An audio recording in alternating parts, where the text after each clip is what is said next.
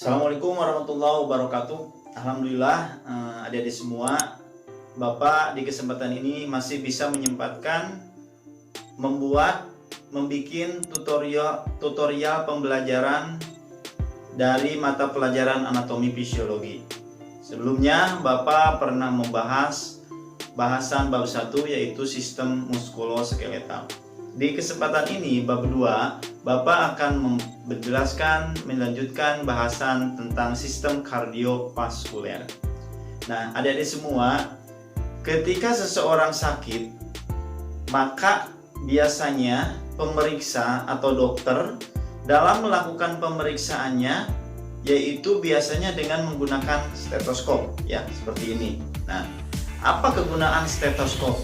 Dalam bidang kesehatan, dalam bidang medis, stetoskop itu digunakan untuk mengetahui detak jantung, sehingga pemeriksa atau dokter dapat mendiagnosa apakah ada tidaknya gangguan di jantung, ya. Selain itu juga, ya, detak jantung, ya, pada sistem jantung itu berhubungan erat dengan sistem organ lainnya, ya. Dan pernahkah adik-adik semua mengamati dokter atau pemeriksa dengan menggunakan stetoskop, ya? Biasanya pemeriksaan dengan menggunakan stetoskop itu tidak dilakukan hanya di bagian dada saja. Nah, tetapi ada bagian-bagian titik-titik tertentu yang biasanya diperiksa dengan stetoskop ini, ya. Ada jantung bagian kanan, jantung bagian kiri, sehingga apa?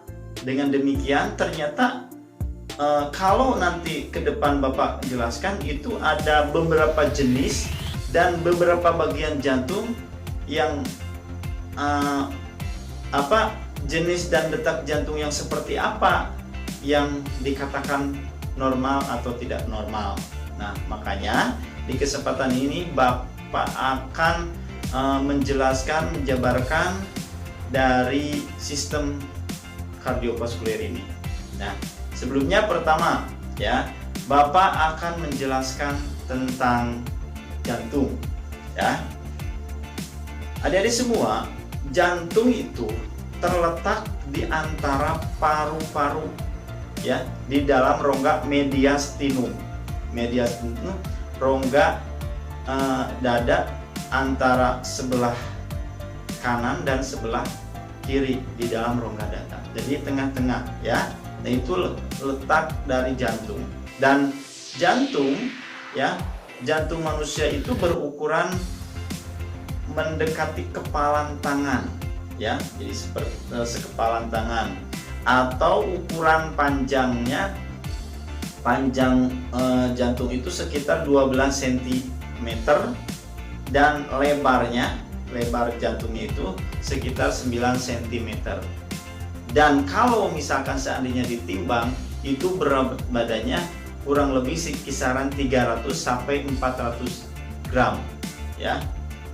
Adik-adik semua, bagian atas, ya, jantung itu kan ada bagian atasnya atau apex, ya, apex jantung itu terletak di sela iga keempat, ya. Ini iga kan, kita ini ada iganya. Kalau dihitung ada iga 1, iga 2, iga 3, iga 4, ya. Yaitu iga keempat dan kelima pada garis tengah clavicula. Nah, ini garis tengah clavicula ditarik ke bawah, ada iga keempat. Nah, antara iga keempat dan kelima, nah itulah jantung berada di sebelah kiri, ya. Di tengah-tengah, jadi condong ke sebelah kiri di midline sternum, ya, dari clavicula. Nah, itu jantung, ya. Ruang jantung, ya. Jantung manusia terdiri dari dua ruang. Ada yang namanya atrium, ada yang namanya ventricle. Atrium disebut juga serambi, ventricle disebut juga bilik. Nah, letak empat ruang jantung pada permukaan dada itu, ya, yang seperti nampak di gambar ini ya. Ada atrium kanan, ada atrium kiri, ada ventricle kanan, ada ventricle kiri. Nah, untuk atrium kanan terletak untuk atrium kanan ini atau serambi kanan ini terletak sekitar 2 cm di sebelah kanan bagian tepi garis tengah sternum ya. Nah, itu kalau sendi kostanya itu kosta ke-3 sampai ke-6. Itu atrium kanan ya. Ada atrium kiri. Atrium kiri ini terletak paling dan sebagian kecilnya itu terletak di belakang sendi kosta kiri kedua ya. Itu untuk atrium kiri. Selanjutnya ada ventricle kanan. Nah, ventricle kanan ini adalah terletak pada dinding dada ya, dan batas bawahnya yaitu garis yang menghubungkan sendi costa sterni ke-6 dan apek jantung ya. Itu untuk ventricle kanan. Untuk ventricle kiri itu terletak di daerah tepi atas selebar 1,5 cm ya. Batas kiri jantung yaitu garis yang menghubungkan apek jantung dengan sendi costa sternalis kedua sebelah kiri. Itu ventricle kiri. Nah, itu ruang jantung ya. Nanti bisa lebih detail lagi dipahami, dipelajari ya. Untuk mempersingkat waktu, selanjutnya ada yang namanya bunyi jantung ya. Bunyi jantung itu digunakan oleh dokter untuk mengetahui kondisi jantung yang sehat atau jantung yang kurang sehat. Nah, bunyi jantung yang normal dapat didengar biasanya bunyinya lub dub, lub dub, lub dub.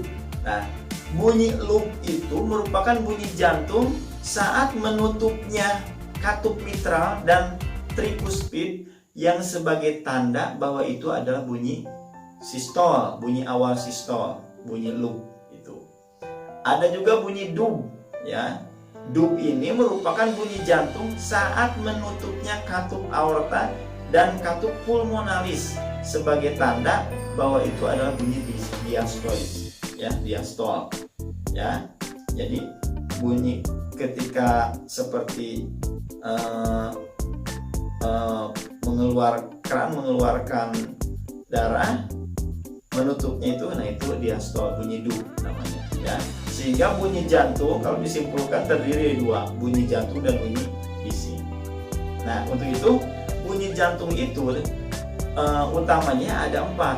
Ada bunyi jantung 1, bunyi jantung 2, bunyi jantung 3, bunyi jantung 4 ya.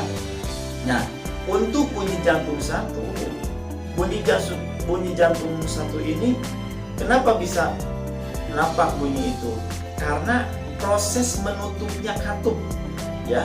Katup namanya katup atrioventrikular pada katup bicuspid ya. Itu sehingga timbul bunyi itu. Dan faktor yang mempengaruhi bunyi jantung 1 itu apa? Biasanya kekuatan dan kecepatan kontraksi otot si jantungnya itu. Posisi daun katup, posisinya daun katupnya ya, itu juga bisa mempengaruhi bunyi jantung 1.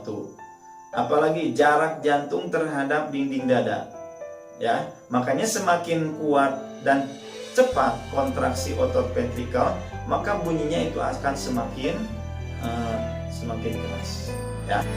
Posisi daun katup atrioventrikular juga itu bisa mempengaruhi bunyi jantung 1. Seseorang yang kurus dengan bunyi jantungnya akan terdengar lebih keras dibandingkan dengan orang yang gemuk. Kenapa bisa demikian? Karena orang yang kurus itu memiliki jarak jantung yang lebih dekat dengan dinding dada ya. Jadi itu bisa mempengaruhi keras atau tidak. Itu bunyi jantung 1. Bunyi jantung 2. Bunyi jantung 2 ini disebabkan karena apa bisa muncul? Karena proses menutupnya katup aorta semilunar dan katup pulmonar ya, bunyi jantung 2. Bunyi jantung 3 itu disebabkan karena apa? Itu disebabkan karena getaran cepat dari aliran darah saat pengisian cepat dari ventrikel. Itu bunyi jantung 3, ya. Bunyi jantung 4. Bunyi jantung 4 disebabkan karena adanya getaran yang timbul saat sistole atrium, ya. Itu bunyi jantung 4, ya. Nah, itu. Selanjutnya ada bunyi bising. Bunyi bising jantung, ya. Nah, bunyi bising jantung itu merupakan bunyi jantung yang terjadi karena adanya getaran, ya, yang timbul dalam intensitas waktu yang lebih lama, ya. Dan bising jantung atau kardiak murmur itu terjadi karena apa? Akibat adanya aliran turbulen, ya, dalam bilik dan pembuluh darah di mana? Di jantung. Dan juga bisa jadi adanya sumbatan, ya, di dalam keadaan abnormal, dalam keadaan tidak normal, sehingga bunyi bising ini timbul. Dan bunyi bising ini dibagi menjadi beberapa macam. Ada bising diastol, ada bising sistol, ada bising diastol dan sistol. Itu bunyi bising, ya. Pemeriksaan jantung, ya. Pemeriksaan jantung berdasarkan letak ruang jantung itu disebut prekordium, dan pemeriksaan prekordium jantung itu dilakukan dengan menggunakan stetoskop dan timer. Dan pemeriksaan yang dilakukan ini itu dengan melakukan pertimbangan umum. Misal meliputi ruang pemeriksaan harus tenang. Untuk apa? Untuk menampilkan auskultasi yang kuat, menjaga privasi pasien, prioritaskan serta perhatikan tanda-tanda kegawat daruratan, ya. Dan tanda-tanda yang harus diamati pada pasien pemeriksaan jantung itu apa saja? Biasanya meliputi bentuk prekordiumnya, denyut pada apexnya, denyut nadi perifer, denyut nadi dada, ya. Itu harus dilakukan pemeriksaan yang perlu diamati, ya. Nah, bentuk prekordium, ya. Bentuk kedua belah dada simetris kan, ya. Sehingga dengan adanya bentuk dada prekordium yang cekung itu biasanya karena penyakit-penyakit tertentu, misalkan perikarditis, peradangan pada bagian lapisan jantungnya, atau misalkan ada efusi pleura, penumpukan cairan di jantung, ada tumor, ya, atau kelainan lain yang mempengaruhi bentuk prekordium, ya. Yang selanjutnya ada denyut apeks jantung. Dalam keadaan normal, apeks jantung itu, ya, batas atas apeks jantung itu, ya, terletak di dalam ruang interkosta 5, ya. Jadi kalau dihitung interkosta 5, ya, agak ke medial, agak ke tengah, ya.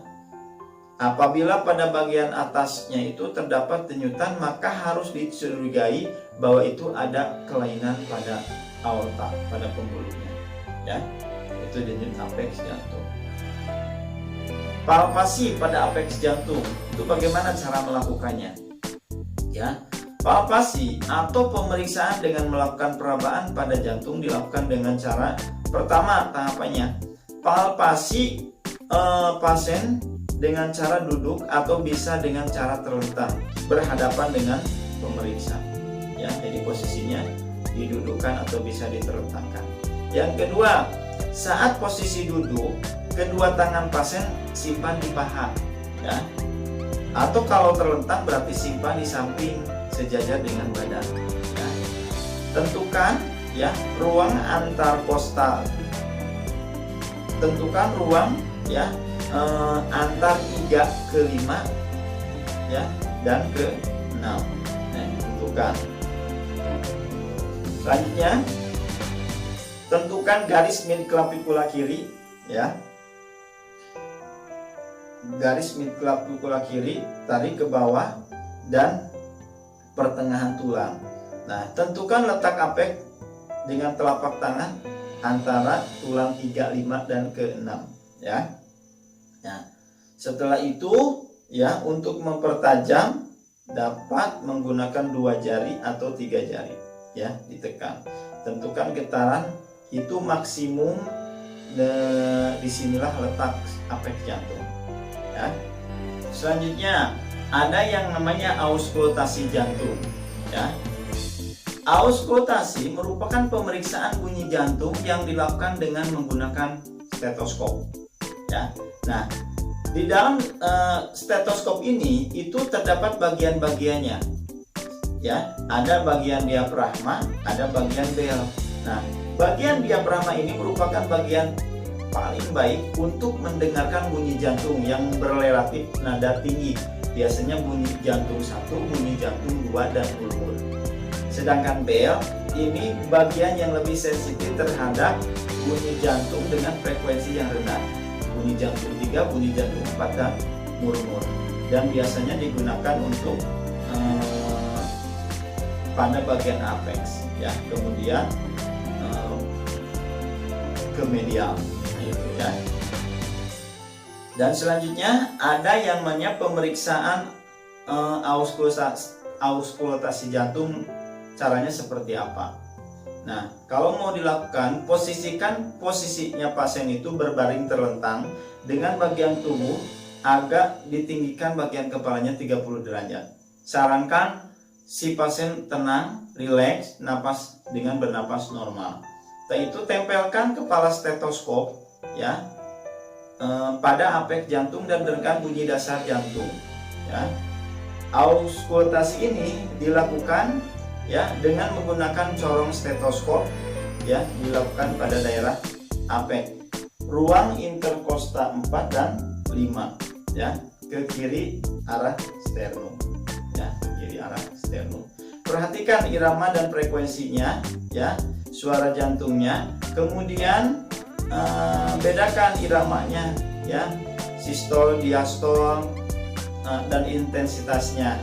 Perhatikan juga kalau ada bunyi-bunyi tambahan yang mungkin terdengar dengan stetoskop ya. Selanjutnya gabungkan auskultasi dengan kualitas pulpus atau denyut nadi dan tentukan daerah penjalarannya pada titik-titik maksimum ya. Nah, itu penjelasan yang berhubungan dengan sistem kardiovaskuler membedah pada organ jantung. Kalau misalkan ada pertanyaan atau kurang paham, bisa langsung melakukan chat ke handphone atau WA Bapak, atau bisa di tutorial video ini ya. Itu saja yang Bapak sampaikan, mudah-mudahan bisa dipahami. Nanti dilanjutkan bahasan selanjutnya. Terima kasih atas perhatiannya. Wassalamualaikum warahmatullahi wabarakatuh.